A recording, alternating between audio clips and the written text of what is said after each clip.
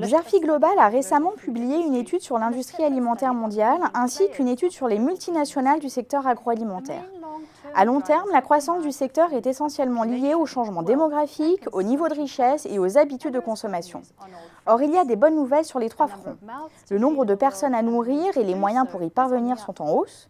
L'urbanisation croissante renforce les besoins et l'accès aux produits alimentaires transformés.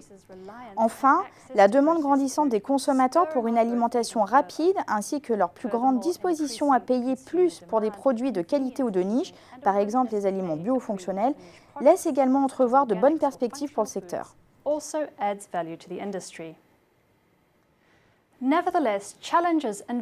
Néanmoins, plusieurs défis et incertitudes planent au-dessus de l'industrie.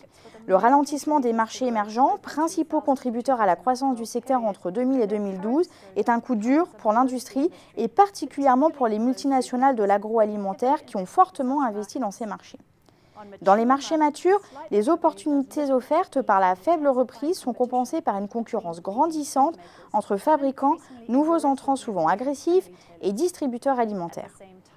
Parallèlement, les modes de consommation évoluent sous l'impulsion de consommateurs de plus en plus attentifs et avisés, obligeant les industriels à s'adapter rapidement aux nouvelles tendances que les fabricants de niche et autres concurrents pourraient exploiter plus facilement. S'ajoute à cela un contexte de volatilité des changes ainsi que des incertitudes de politique monétaire qui impactent les résultats financiers des industriels multinationaux.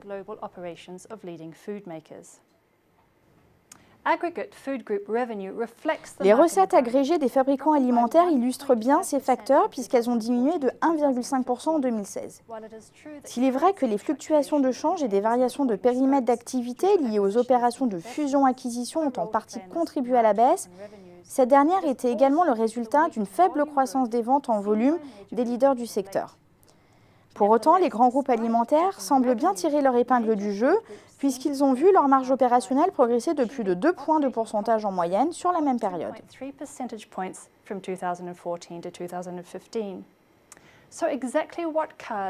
Quelles sont donc les cartes jouées par les groupes alimentaires pour améliorer leur rentabilité dans cet environnement difficile? En termes de présence géographique tout d'abord, ils réalisent un équilibre sensible. La croissance soutenue de la demande dans les pays émergents ces dernières années a poussé les industriels à investir massivement dans ces marchés, souvent en plaçant les logiques de gain de part de marché avant les objectifs de rentabilité. Le ralentissement récent de la demande dans ces marchés a cependant pesé sur les bénéfices et parfois même causé des pertes. Par conséquent, les opérateurs ont cherché à rééquilibrer leur présence internationale afin de renforcer leur croissance. L'innovation ensuite est la clé pour récolter au mieux les nouvelles opportunités liées à l'évolution des habitudes de consommation. Alors que les consommateurs se tournent de plus en plus vers les aliments répondant à des critères de santé, de plaisir, mais aussi de facilité de consommation, les industriels leur emboîtent le pas en termes d'innovation et de développement produits afin d'éviter la banalisation de leur offre. À cet égard, la publicité et le marketing restent des stratégies clés. Les industriels y consacrent en effet d'importants budgets, dépassant souvent même ceux consacrés à la recherche et au développement. Car si les géants agroalimentaires concentrent l'essentiel du pouvoir d'innovation du secteur, la valeur de leur marque reste leur atout principal pour maintenir des prix plus élevés, notamment face à la montée des marques distributeurs. Plus particulièrement, le numérique est devenu indispensable aux stratégies de marque. Nestlé, par exemple, ne consacrait que 7% environ de son budget marketing aux médias numériques en 2012. Cette part atteignait 25% en 2015.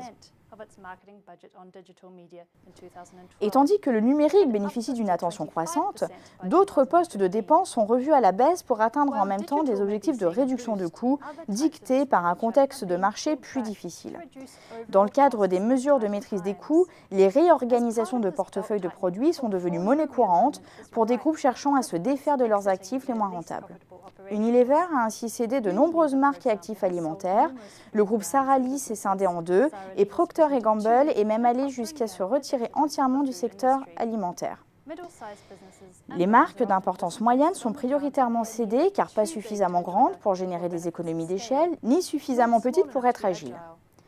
Cette réorganisation des portefeuilles a pour sa part amené sur le devant de la scène les sociétés d'investissement, dont le poids croissant en matière d'actionnariat en fait la force motrice de la restructuration de l'industrie alimentaire et de la transformation d'anciens géants diversifiés en de nouveaux champions plus spécialisés.